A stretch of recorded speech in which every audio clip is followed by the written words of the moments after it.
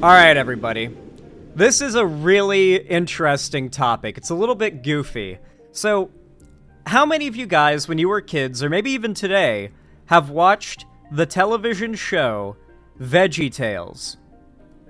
Now, I did not grow up religious, like, at all. At no point in my life have I believed in God or, like, magic or heaven or anything like that. The closest that I've come to it was the, 9 years of my life that I believed in Santa Claus.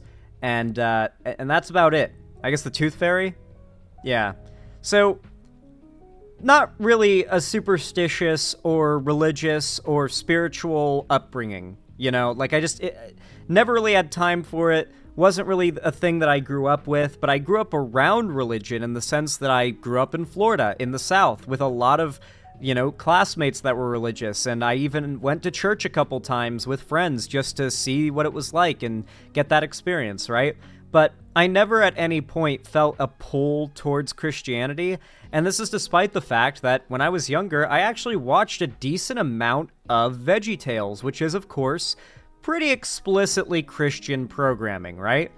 But even as a kid, I just kind of viewed it as like, these are lessons that are particularly being taught to kids for the sake of telling them right and wrong, like just general positive life lessons. And even as a kid, I was able to recognize that VeggieTales was teaching good lessons that were not fundamentally Christian because I wasn't Christian, and the values aligned with my own general just be good to people values, Like, I didn't need to be raised Christian to be raised as a good person. And so I always respected the show, and even liked its musical numbers. I remember thinking it was actually pretty funny. I remember it did a lot with wordplay. Like, a lot of wordplay jokes that were actually surprisingly dry for a kid's show, but still pretty clever and funny. And I liked it a lot for that, Pretty good stuff. And I would argue that VeggieTales represents one of the few positives that has come out of, like, American modern Christianity. Because you got to remember, American modern Christianity is responsible for the modern-day far-right, evangelism, the, push for banning abortion and banning gay marriage, etc. There's a lot of bad things that have come out of American modern-day Christianity. So when you can point to something objectively positive, like charity runs or good messaging in children's media that is not meant to explicitly just indoctrinate, at least it didn't indoctrinate me when I was like 7 or 8 years old watching it, I think it's a good thing. And because it's a good thing, Matt Walsh and other conservatives on the right see it as a threat. And apparently, the creator of VeggieTales himself is actually pretty based, and called out Matt Walsh for using Christianity and conservatism and all of that as basically a shield as he wages a war of hate against, if you're a Christian, who you believe to be the deserving of respect and love children of God. If you're someone who's an actual Christian who believes in the New Testament, presumably, then you would hate the sinner and not the sin, or hate the sin, not the sinner.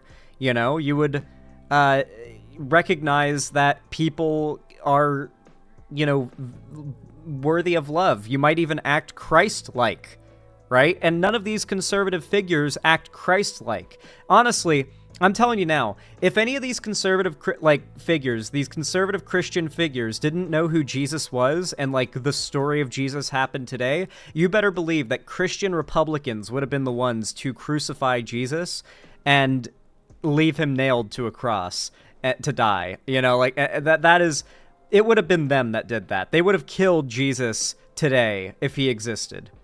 They would not have allowed his socialist ways to, go along, right? Yeah, they'd be disgusted by Jesus if he had existed today. Anyway, with that in mind, this is Matt Walsh responding to the creator of VeggieTales, who's apparently based, calling out his movie, Am I a Racist? So let's go ahead and check this out.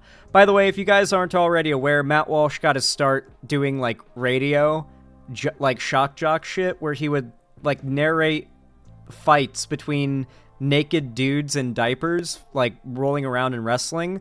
And in one of the videos of this, one of the guys that he is commentating the fight of has a swastika tattooed on his back. big overweight guy in a diaper wrestling another guy who's skinnier but in a diaper, and he's got a big swastika on his back, and Matt Walsh is just there, standing there with pepper spray in his hands, narrating it, because the loser has to get pepper sprayed. Recently on the show, we discussed the deep concern expressed by some Christian commentators about my new film, Am I Racist? These pundits are troubled by the film because they say... This is actually really interesting, that this is like right-wing infighting. I always expected that the true believing, like, nice Christians, because believe it or not, they do exist, I've met them in real life, who truly believe in the, like, love thy neighbor, be Christ-like stuff, would eventually get fed up with and call out people like Matt Walsh who utilize Christianity as nothing but a tool for hate. Like, that's gotta be insulting. It's gotta be downright sinful, even. Say we use deceptive tactics to capture the footage, and that is profoundly problematic, they say. They are disturbed. Well, yeah, like, the way that he captures the footage for these documentary things that he tries to make is he lies to people. He got called out for this with the What is a Woman movie before it even happened, where a couple of people had come out saying that they discovered Matt Walsh was... basically what Matt Walsh did was he put together a shell company and then had the shell company contact trans people that were public online under false pretenses, saying they're making a pro-trans documentary and they want to talk about the difficulties of being trans, basically entrapping them into a situation where they would believe that a fair and honest institution wants to hear about the difficulties trans people go through, but instead they would bait them into just talking about negatives of being trans, and then they would deceptively edit that up for the movie to just be a, every instance in which trans people are speaking, it's just them talking about their negative experiences, which imply, at least with the framing of the movie, that being trans is harmful to trans people, and that is the narrative they push for that part as well. That's the only platforming trans people get in the movie. And so that's kind of how he conducts things, and if you're a Christian who believes that lying is a sin, then yeah, you would kind of be put off by that, right? Like, Matt Walsh is a massive career liar, and lying is sinful, so yeah, it makes sense that a Christian would call it out. A Christian has made a movie that's interesting and funny and effective and that appeals to a wide audience, and this is, of course, a... Well, no, you sinned. You sinned. You did something that is a sin. You upset God. You will never see the gates of heaven. You are going to burn in hell. That is why they're calling you out. You sinned, bro. Cause for great alarm among the sorts of Christians who want to make sure that we never do anything interesting, funny, or effective, especially if it appeals to a wide audience. No, what... Dude, you realize what audience you're attacking right now, right? Like, your fan base is Christian. I wonder what the response to this video has been. There is no such thing as a progressive Christian or a liberal Christian or a Democrat Christian. No one can serve two masters. I love this comment because of the implication that not only is progressivism, liberalism, or being a Democrat serving a master, but the overt admission of Christianity being serving a master. Because remember, all Christianity is, at the end of the day, is dedicating your life to serving an omnipotent being you believe exists that will torture you for eternity if you don't make it happy, right? Like, you serve it as its master. Like, that you consider Christ not just your savior, but your Lord, right? They call God the Lord. He is to be worshipped. He is, the King of Heaven, right? They consider God not just like this malevolent being that's like, almost morally neutral, but leaning on good. Instead, they consider like him to be a lord to be worshipped, and anyone who doesn't worship him is actually an enemy because they are servants of a master that is being supposedly denied, fought against, right? This is a cult. Like, they're turning Christianity into a cult in real time. Like, it's gone from being like that thing some people go and they go to, church on Sunday and they put some money in the box or whatever. Now it's becoming a legitimate cult for a lot more people than I think it was before. What they want always are things that are lame. And at the same time, though, Christianity is getting less popular with Gen Z women, more popular with Gen Z boys. But at the same time, it is dropping in overall popularity, attendance, involvement overall, but the people staying behind are getting more radical. It's becoming a cult. And boring and redundant and, most of all, insular. And I've already addressed the arguments these people have made. I don't need to address it again, and yet here we are, because I happened to see a clip posted to Twitter by the account Woke Preacher Clips. This is a conversation on Amazing. a podcast called Holy Post, hosted by Phil Vischer, best known as one of the creators of VeggieTales. Vischer has gone woke in recent years, or maybe always was, I don't know, but it's no great surprise either way that he's Woke is when you follow Jesus Christ. Apparently not a fan of mine. And he's joined on this episode by a guy named Pastor Mike Erie and another guy named Sky Jathani, who is now a Christian speaker, I guess, and was once also a pastor. So these three brilliant minds came together to talk about the film, a film that, as far as I can tell, none of them have seen. Let's listen. The film lampoons diversity, equity, and inclusion initiatives and features Walsh posing as a DEI... Wait, a film none of them have seen. Dude, it is a political propaganda film, not a comedy or just a movie made for artists. Notice, by the way, how at no point has Matt Walsh indicated he made this movie to make arguments, because if you operate under the assumption that it is a political propaganda piece, which it is, obviously, I mean, what else is it? Then it's fair to criticize it without watching it, because you don't want to financially support people whose politics, like, you don't want to financially support propaganda that's fighting against your side, right? But you can still see what the contents of the movie are, what it's fighting for, and argue against those positions. He's trying to act like he just threw together a comedy, and they're critiquing it on a film level despite not having seen it, which would be bad practice. Interesting. They're just making fun of you, it seems, Matt Walsh. Far more beloved and impactful people than you are making fun of you. expert to expose and ridicule actual DEI experts in a Borat-style subterfuge. And if there's anything we need more in the Christian world, it's Borat-style subterfuge.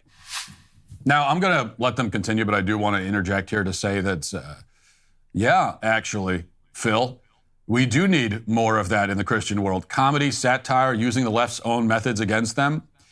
That is, without question, something we need more of.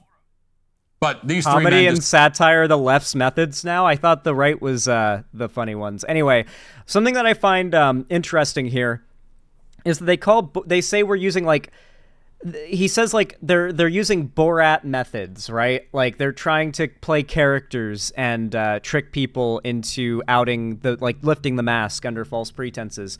But when Borat did that, who remembers that one Republican senator of Georgia that he convinced he was a member of the Mossad? I mean, not the Mossad, as he says, and because he can't just outright lie about being part of a military or a police force, right?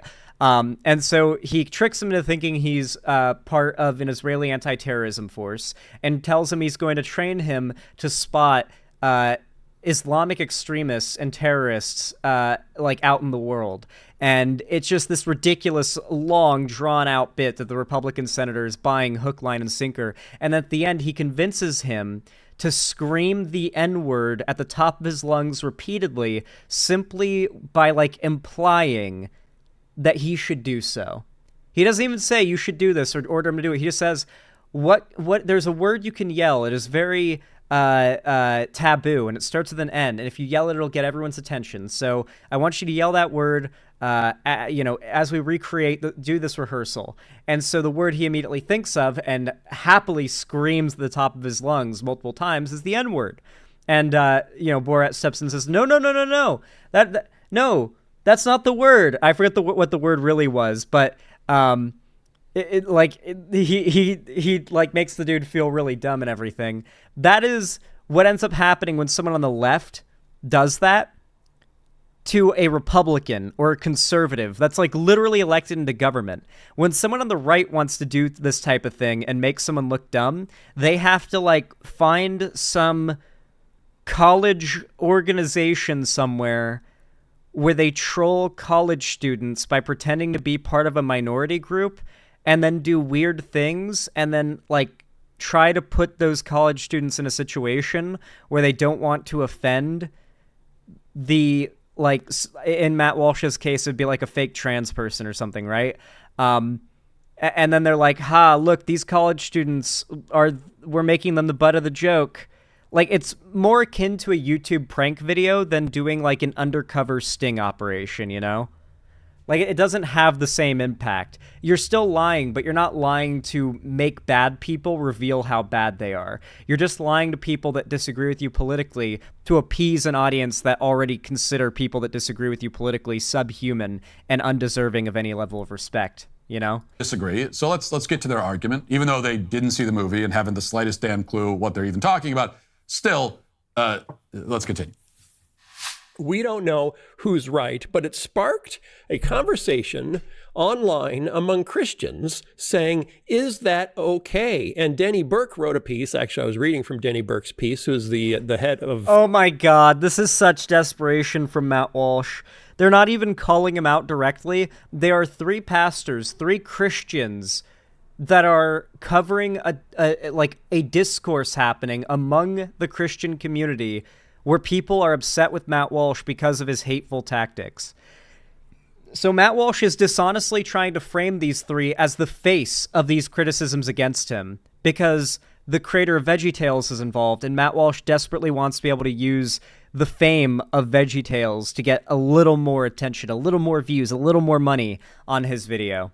Because you got to remember, Matt Walsh is part of the grifter side of the Christian right. The Center for Biblical Womanhood and Manhood, so ultra-conservative, but he pushed back and said, I think it's wrong to use subterfuge and deception just, for culture war battles. And other people said, oh, what, do you think it's wrong to lie to the Nazis that you've got Jews in your attic? I knew that was coming. These are serious times. It warrants serious measure. So you both are one current and one former pastor. I want you to tell me, when is it okay for me to lie to achieve what I consider to be a good? Mike Erie, go. I'm going to guess. I'm not a Christian, but here is my understanding. Nothing can ever make a sin not a sin, but it can be a lesser sin, right? Like, let's say you lie to someone to prevent them from doing something that would be much worse, right? Or to prevent them from finding out something that would hurt them very badly, right? You could argue the sin of the truth would be greater than the sin of the lie, but the lie would still be a sin even if you did it to create a better outcome. And so you would still, like, from most Christians' perspective, I would guess, need to, privately, you would ask God or Jesus for forgiveness, right? Like, the motivation doesn't change whether or not it's a sin, right? Like, that's what I'm assuming they're going to reply with. I'm not a Christian, though, so I actually don't know. I'm curious to hear their answer, see if I'm right. Well, I'm lying that I'm enjoying this. I want to interject one more time damn, we don't get to before we find hear out. them make their compelling case against the movie they didn't watch. I just want you to notice. Wait, does he... Okay, at least we have a reminder here that Matt Walsh viewers are like freezer temperature IQ, because in the clips he's shown, we are clearly given the indication that they are not, like, railing against the movie. They are commentating on something that is in the popular discourse within the Christian community right now, which is this discussion of... They're not even talking about the movie. They're talking about Matt Walsh lying and the discussion of when is it okay to deceive as a Christian. And he's upset they're having that discussion. Like, he's completely, like, misframing this like what we're watching. Like, you can see the video and he is talking about something that is not happening. The tone. You see the guy on the bottom left? I think that's Sky, with his head in his hands, rolling his eyes. Pastor Erie is flippant and dismissive. So is Phil Vischer, the VeggieTales guy. The whole thing is so beneath them. It's just so silly. It's absurd that they're even lowering themselves to discuss my film. Yes. Yes, he is so fucking offended. Holy shit. Oh my God, he's mad. I have no need to respond to any argument he makes here. This is just massive amounts of copium. It is astonishing to me that more people don't realize it. He must be like... There must be some sort of, like, filtering of comments, right? Like, if I sort... As someone who grew up on VeggieTales, it's really concerning to hear Bob the Tomato tell me all of this. Two words that should never be put together, woke and preacher. Tell me you know nothing about the Holy Post without saying you know nothing about the Holy Post. I know nothing about Matt Walsh, but he seems very triggered. The Holy Post seems to be talking about ethics here. Just for anyone's FYI, these guys aren't woke, though this term has no real definition besides enemy now. And they do plenty outside of the podcast and have a massive following. Erie was a guest that week instead of Caitlin Scheiss, who is brilliant. Matt Walsh, my gosh, his rhetoric and attitude is so off-putting I can barely listen to him. He seems to be doing exactly what he's accusing the Holy Post of. I would never show him to my non-Christian friends.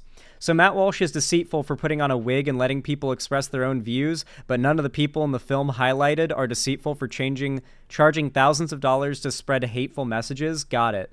Feel better about the fact I never found VeggieTales very useful and mostly annoying in my time as a Sunday school teacher.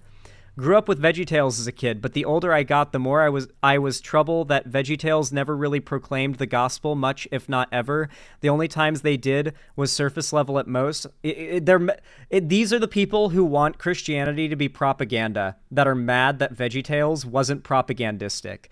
Absolutely amazing. What do you mean that these Christians are teaching people to be good and kind and not to worship God? That is all that matters, is worshiping God. You can do your deathbed confession. You can be an awful person who just only cares about money and power, but you better do everything because you say it's for God. Like that is what these people operate on. That's the general tone which pervades all the rest of what we're about to hear and what came before the clip we just played. It's also the attitude that these types of people usually have when discussing me or my work. But notice something. Dude, he is so self-absorbed. They're not talking about him. Work. I'm Dude, now they're discussing not talking them about discussing you. my work, but I'm not discussing They're any not. of their. They're not even talking about him. They're talking about is it like the morality of lying as a Christian. That is literally it. Like his film is the bouncing point for a greater moral discussion in Christianity. He is so self-absorbed. They said his name once, I believe, and now he believes the whole segment of this podcast is about him. It's actually a massive self-report. Their work. Nobody is. Nobody's discussing it. And that's because they haven't done anything remotely worth discussing in their entire lives. They haven't done anything. Well, as we now know, all the people there have possibly a larger following than Matt Walsh, and one of them made VeggieTales, which is like everyone recognizes VeggieTales. It's like immortalized in memes, right? Like it's part of everyone's childhood. It's way more impactful than Matt Walsh alone. Anything at all. Now, Vischer made VeggieTales 30 years ago, which is fine. That was a successful series about singing vegetables. And whatever. It's something, though, at least. He's so mad. So he is feeling personally attacked because someone a group of people very famous and influential within his community that have a fan base of people he is trying to target to get to watch his stuff have now shit-talked him in the most brief context, and he's taken it so personally, and he's so offended and so upset and is so threatened by it that he has talked for now like 3 minutes about a single name mention and then moving off from him as a topic. He's so upset about it. These other two, and Vischer himself, post VeggieTales, haven't done anything, ever, to move or impact the culture in any way. They hang out in their pretentious, woke, pseudo-Christian bubble, smelling their own farts and telling themselves how much smarter and more nuanced and more sophisticated they are. But they don't do anything. They don't create anything. It's really wild to me that if I talked, I'm about to do an impression. If I talked like this, then conservatives would eat up anything I have to say. Let me do a conservative news bit here. So, the Democrats are now saying that white people are evil. Just overtly. They aren't even bothering to hide that they believe this anymore. I don't need to show you any evidence of this. You guys know they're doing it, but they're evil. They just want to kill you. And at this point, you do an impression like that, you just make shit up, and you just say everything that your audience wants to hear, and people just eat it up. Matt Walsh isn't even entertaining. Like, I am bored out of my mind, and we're 5 minutes in, and I've sped up the video, and it's so boring. The only entertaining parts of this video have been the bits he's shown of the video he's responding to. He's so boring. I don't know how people watch this guy outside of, I guess if you're really bought into the right-wing stuff, then you end up at the Daily Wire to have all your brainwashed opinions like validated more, like on a constant high budget basis? I don't know. Instead, they spend their time dismissively critiquing the only people who are actually doing and creating things. And look, I'm used to having useless people criticize me. It happens every day. But when He's they so do it with mad. such a snide He's attitude, taking it so personally, dude. that's what annoys me. So here's my challenge. Dude, Matt Walsh, your brand is being wrong with a snide attitude. What are you talking about, dude? As we continue, to any of the 3 dudes in that podcast, challenge. Go out and create something. Anything at all that makes... Matt Walsh, what have you created? Okay? You have created nothing but propaganda. That is what you are. You are a propaganda guy who sits in a fake set talking to people, telling them what to believe, and telling them they're right for believing what they believe now and to never engage with anything that challenges it, and farming money off of it, shilling your shit. Have we gotten to the part of the video where he starts shilling his products yet? I assume around here.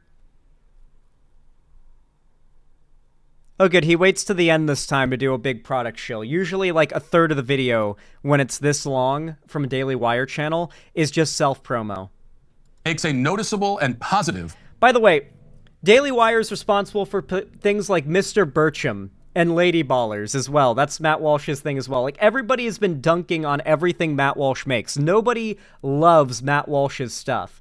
The Am I a Racist movie is the first thing to have any level of attention or success that Matt Walsh has created, and I am certain that it is astroturfed. That they have finally managed to astroturf something into some level of success, just like they did Abigail Shapiro, by the way. If you don't remember, Abigail Shapiro got no views on her videos and appeared out of nowhere. Ben Shapiro and the Daily Wire ran constant ads on everything for her content until they could finally build her up an audience of people that actually wanted to watch her stuff. And it was just months and months and months of every video she made getting ratioed until she could finally get into the positive because a real audience had been astroturfed via the constant ad runs into her sub base, you know? Like, Abby Shapiro is a great example of just, like, we watched as a figure got astroturfed into prominence online. Cultural impact. Now, I don't mean something that your liberal Christian friends like, okay? I mean something that moves the culture. I love this, guys. I really hope conservatives continue to lean heavy into dividing Christians and, like, making it very clear that they're not actually Christians. They're just using Christianity as a tool. Because that's what they're doing here. The only part of Christianity these people like are the parts where it says you're supposed to hate gay people. That's the only part here that they like about Christianity. If Christianity was all about love and kindness, they would have long since made it not just something they dropped, but they would be targeting it. Like, American Republicans would be demonizing and trying to ban Christianity if it was all about the love and the good vibes. If there wasn't some justification for hating minorities in there, they would be pushing for Christians to be genocided in America. Absolutely. If it was all about love thy neighbor, easily. In some way, something that people outside of your bubble have to sit up and take note of and grapple with and think about. Something that makes a little bit of ripple, has a bit of a ripple effect on the surface of the water. Make anything that achieves that. Could be a song, a movie, a show. This is just hilarious, dude. Like, genuinely hilarious. Oh, even a podcast. Not the one you're currently on. That has zero impact. Nobody watches it. But just anything at all. He's so... this has literally been nonstop. He's just angry. Like, he is just nonstop angry that more prominent fame... And it's... The funny thing, too, is his insults aren't accurate. He is insulting a very large podcast with very prominent pastors and the creator of VeggieTales, who is still very prominent. A show that is still quite prominent. Like, what? That makes an impact. That's my challenge. And I would suggest that if you can't do that, if you can't even conceive of how to go about doing that, well, then you should probably... How long does he mold for? Okay, does he finally stop molding and show their clip? Okay. Something worthwhile to say. Let's continue. This was the kicker from Matt Walsh, because Matt Walsh pushed back and said, I have no regrets about the methods we used and would happily do it again. And then he added, the real dividing line is between those of us who are willing to do what it takes to win the culture war and those of us who are not. Adults are cringing at his like internet LARPing and he's offended by it. Like real accomplished adults are making fun of him for being a 40 something year old man who is like online fighting in the great meme wars. Okay, yeah, that he probably feels infantilized. Like these grown men are looking at him like he's a little boy, and that's probably what's getting him so like personally, like his masculinity is so bruised. Oh. Yep. That is the dividing line. Absolutely. Mm-hmm. That is exactly the dividing line. That is very true. So you agree. You're going on record to say you agree with Matt Walsh. In one very narrow respect. You cannot follow the Sermon on the Mount and engage in a culture war. Yes. So there is a dividing line. Absolutely. So there's this, principle in Judaism about what it is. When you save a life, you save the world. And so to deceive in order to protect life, I mean, I'm all for it. To deceive in order to own the libs, may it never be, Phil. May it never be. And let's be clear, it's not just deceive to own the libs, it's deceive to own the libs that in a movie that you will make millions of dollars distributing. Mm-hmm. Oh, true. So there is a self-interest in here. There's a financial interest money. It's also, it's deceiving for entertainment value. Exactly. Because there are a whole bunch of other ways that you could make a point that you disagree with diversity, equity, and inclusion programs, right? Other than making fun of the people who promote them for money. I think that it's not just about lying, and it's not just about this movie, obviously. This is the ethic that animates so much of the Christian subculture right now. It is, if you inflate... He said that the Holy Post podcast doesn't have any cultural impact. It is the number 37 podcast in America. That's crazy. That's pretty high up on the list, and that list moves around a lot, too. If you're talking about, like, Spotify, where a lot of podcasts are hosts, that list moves around a lot. Like, the top 50 places shuffle around quite a bit, so they might have been at higher positions before.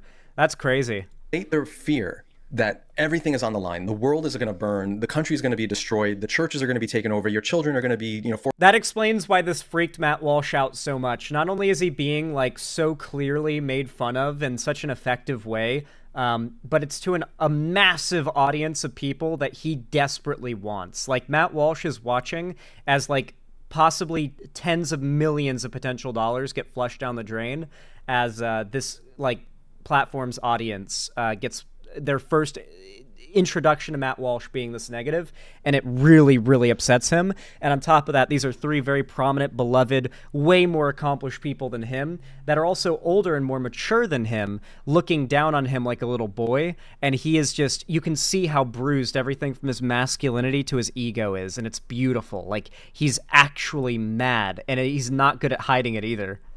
Forced out of school to have a sex change operation, whatever. Like, these are things that are being told to people. If everything is on the line, then it justifies abandoning the way of Jesus in order to do what's necessary to save yourself and those you love. Here. And that's what he's saying is that's right. It's wrong on so many levels. If you have to set aside the commands of Jesus in order to fulfill what you think is Jesus's agenda, we can be sure it's no longer Jesus you're following. So there's a lot there. True. That is some real fucking Christian shit. If anyone or something pretending to be Christ-like tells you to sin in order to do what, like, God or Jesus wants, that is, like, straight out of the Bible, Satan himself trying to trick you into doing evil. Like, that is downright, like satanic. Straight out of the Bible. Yeah. Legitimately. No, I'd actually argue if any group of people in this country are legitimately satanic as per the Bible's definition, it would actually be evangelical right-wing Christians who have, like, misused the word of God as per the Bible in order to push their own agenda. They are falsifying claiming they are representative. They're false idols. They just are. They are literally. I hope that, like, Christianity's real, because, like, a lot of conservative Christian assholes are gonna be in hell forever if they're right. Like, if Christianity's right, a lot of these fucking people are going to spend eternity being tortured in hell, and I'm going to laugh very, very hard, regardless of what afterlife I end up in. Just over that fact, I'm going to laugh very hard. All of it bad. It is a confused, morally and theologically incoherent stew of nonsense. And it's coming from exactly the sort of weak, ineffectual, uninspired, utterly useless, limp-wristed, spineless, little mealy-mouthed, empty vessels who have all but destroyed the He's so like he's angry. Like you've watched Matt Walsh when he's like he tries to be cool and suave about it and like holier than thou. He is lobbing insults and personal attacks here because he's so personally attacked here. Like they didn't even mean to attack him personally and they just did by accident because he's so fragile, and now he's trying to attack with nukes, but he doesn't have any. Christian church in the West. And that's why I get a little heated about this. It's not because I'm defending the movie. The movie doesn't need defense. It's doing great. The audience response has been overwhelmingly positive. Certainly not worth getting upset about the opinions of these three guys nobody cares about. What upsets me is that these totally three not guys worth getting upset about. And you're not upset, the legions clearly. of Christian quote-unquote leaders just like them have done catastrophic damage to the body of Christ. And that damage can best be summarized by the statement. It can best be summarized by their audiences won't give me money now. From the man on the bottom right of the screen, Pastor Erie. It was a statement enthusiastically co-signed by the other two. And if I wanted to sum up all of the problems that I can't believe Christianity has gone woke. It may end up being that in like a year, the left wins Christianity in the culture war because the right so reflexively likes to eject anything that it deems woke. And once one figure gets a talking point going, the audience doesn't know what's best for the movement. Like the audience will hear one like right-wing figure JQ and repeat what they heard and not realize that this is going to drop the mask collectively of the entire movement and could be like a catastrophic event. All it takes is like one YouTuber. Why is the screen black? Azo, are you trolling? I don't know, like, yeah, no one else has been complaining about this, but you've been just repeatedly posting, like, different issues with the stream that are unrelated. That we're having, that Western Christendom is having, I couldn't do it better than what that guy just said. He said, and I quote, "You can't follow the Sermon on the Mount and engage in a culture war." That very concisely summarizes the effeminate, castrated form of Christianity that has invaded the Christian church. Bad 'cause woman. I mean, like, we are dealing with open fascists here. I mean, Matt Walsh, in his Twitter bio, calls himself a fascist. You guys know that, right? Like, Matt Walsh doesn't lie and say he's not a fascist. He openly, like, goes by fascist. Like, he is in favor of fascism publicly. And so it's not surprising that, like, one of his insults for a virus destroying society is that femininity is part of it, right? Yeah. Church like a parasite. And it could not possibly be more wrong. I mean, Hey guys, why are women leaving Christianity in droves? Why is Christianity quickly becoming a boys' club? Like, why are churches struggling to fill pews with women more and more each day? Why is this happening? I can't figure it out. might as well say that you can't be a good boxer if you know how to throw a punch. It is a statement that misses the point so much as to be basically unintelligible. It is a wrongness so wrong that it induces stroke symptoms in those who encounter it. No, Pastor. Let me clear this up for you. Let me clear this up for you, You can't follow the Sermon on the Pastor. Mount unless you engage in the culture war.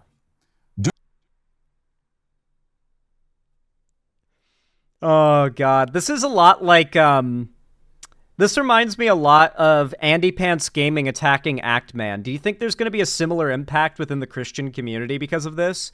Do you think this is going to be like the Christian right-wing commentators' version of the right getting too big for its britches and starting to call out large, beloved mainstream figures for being woke and starting to make normies realize woke means nothing anymore other than, like, enemy of the right? I feel like across the board, both in gaming and in, like, just general commentary, right-wingers are getting so confident, overconfident, I should say, that they're letting the mask slip and it's not working out well for them. Do not light a candle and put it under a bushel. Let your light shine before men. That's what Jesus tells us in the Sermon on the Mount. And that is the culture war. It is being a light, a flame, a torch. In what way can you interpret that as the culture war, okay? There's no universe in which that can be interpreted as fighting in the culture war. If anything, it could be interpreted as making it such that your good actions and your, like, service to God is viewed by everybody. Like, it shines and people are inspired by it. I don't know. That might not even be it. But, like, regardless, it's not you need to fight in the culture war. The Bible does not tell you fight in the holy culture war. I promise you. Those words are not in the Bible. Of truth in the darkness. What do you think a culture war is? Well, let's break this down. I'll try to make it as simple as possible for you guys, because I know that you are not very quick to pick up on things. Culture itself is nothing less than everything that makes up society. Our institutions, our traditions, our customs, our art, our... So he's about to get into now how for Christianity to succeed, to be a good Christian, you cannot be complacent with a single person on the planet not agreeing with you. At the end of the day, everybody either needs to bend the knee and worship the Lord or die. There are Christians who don't believe in that, and those are the non-Matt Walsh type of Christians, and Matt Walsh is upset that that plague of not believing that people who disagree with you should die is spreading throughout the Christian community. That's basically what he's complaining about, is that not enough Christians want non-conservative Christians dead. Collective achievements, everything that defines our society, that is the culture. The culture war, therefore, is the fight over that. Nearly every aspect of our society, of our culture, is now controlled and defined by an ideology that not only denies but aggressively militates against Christian values and Christian teaching. It is an ideology that embraces... What he means is, like, gay marriage is federally legal, so gay people are allowed to get married, like, in the same country Christians exist in. Women are allowed to work and own businesses and stuff like that and go to school. We don't do slavery or practice genocide as much anymore. He's like, these are things the Bible has, said are good, and modern Christians typically don't consider good. But Matt Walsh is like, what do you mean? Those are the good parts of the Bible. Promotes debauchery, relativism, self-worship. Well, another example is like separation of church and state, right? Christians like Matt Walsh really hate that because it means that there are children allowed to be taught things that are not the Christian way of being taught things, and that cannot be allowed for Christians like Matt Walsh to be happy. There's not allowed to be a choice. It has to be mandated. It has to be everybody. There can't be freedom from believing in their belief system. Hedonism, nihilism, an ideology that celebrates the mass slaughter of the unborn, an ideology that seeks to inflame resentment, suspicion, and hostility between different races, which is what our movie deals with. An ideology that instills deep confusion in children so they don't even understand who they are, what they are. An ideology that, yes, castrates and sterilizes children, which is what our last movie dealt with. That failed. Now, we want to stop that. Mind you, Matt Walsh has, he got rid of it because people kept making fun of it, but do you guys remember his plushie he would sell? I actually know, he still shows it on the mug. Matt Walsh Sweet Baby Gang. It's ironic that Sweet Baby Inc. is the name of the DEI company when Matt Walsh has for a long time, this has been his branding. For some reason, he is a massive baby, so it is fair, like pretty accurate. Here's some of his merch. And he also sells plushies for kids, by the way. They're specifically marketed towards parents to give to their babies. Plushies that are Matt Walsh's head on a baby's body. And he calls his fans the Sweet Baby Gang. Or the Sweet Babies is what he calls his fan base.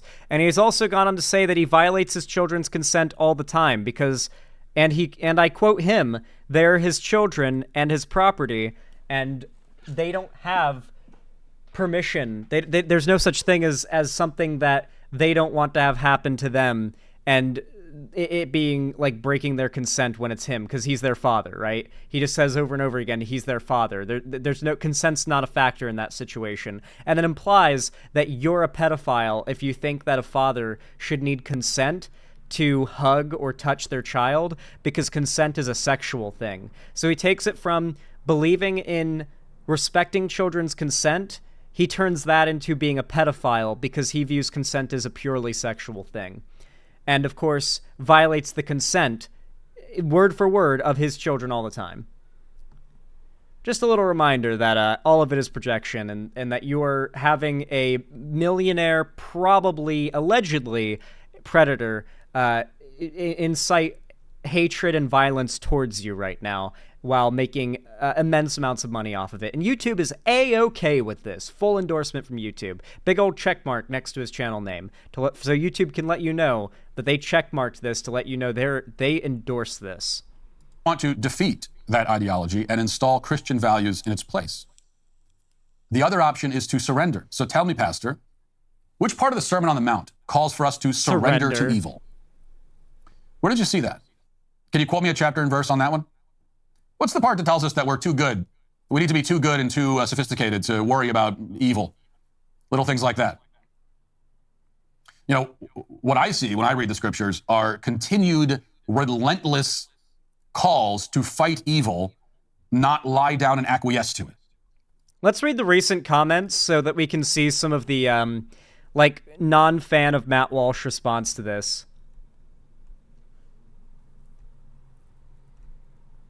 Sorry, Matt, but Phil is more of a Christian than you. Shrug, cry about it.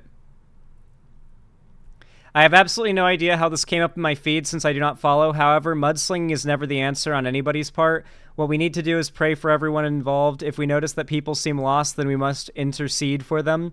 Jesus said, turn the other cheek and love your enemies. Don't repay evil for evil. Every single one of us is not this is just a Christian. I still like Phil. Matt, keep doing what you're doing, and it makes me smile, but you're off the mark on this one. Phil is a real Christian. I'm atheist, and I find this actually despicable. This ideology is ruining everything. I guess they mean wokeness. Do you know who was in a culture war? Oh yeah, Jesus. He was surrounded by heretics and worshippers of false gods, yet he preached, repent. Scripture tells us not to be conformed to this world, unfortunately something that many Christian people are falling into. As a Christian and a pastor, I enjoyed your movie. These guys are living for the applause of man rather than the glory of God. What they mean by that is they're like doing things to help people instead of saying, fuck it, mortality doesn't matter, let people suffer. They all have very clever, like, Old Testament sounding, like, arguments for why you should let people rot and suffer, you know? It's very nice. So it seems like there is a decent amount of pushback to Matt Walsh here, but he is just preaching to his own choir here. On his channel. He's got 3 million subs, so as you expect, it's kind of hard to find people pushing back within his own audience. He is still going strong, though. He is still going strong indeed. Getting millions of views, hundreds of thousands of views per day, per video, and uploading multiple times a day without fail.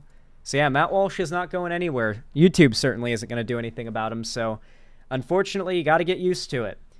Figures like Matt Walsh are absolutely taking advantage of the current state of YouTube zero censorship that we're kind of in right now. So, you know, it is what it is. Protect your children.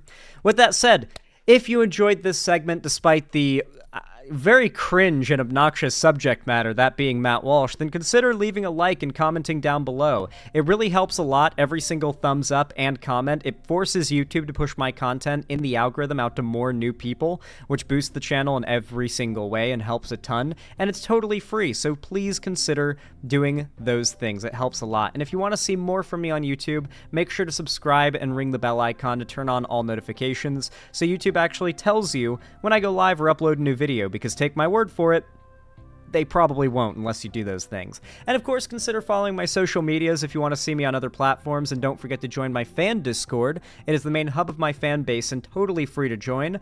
And on top of that, I host game events, call-in streams, watch parties, and announce all my new uploads and streams there as well. Finally, if you've got the money for it, and you don't need it for anything else, and you don't know what to do with it, consider maybe helping me keep a roof above my head and the lights on here at the Xander Hall studio by donating, subscribing, or gifting a sub on my website, xanderhall.com/live, or supporting me through YouTube, Twitch, Streamlabs, StreamElements, Patreon, or buying merch, the Streamlabs link down below. But regardless of how you support me, thank you for watching, and have a good one.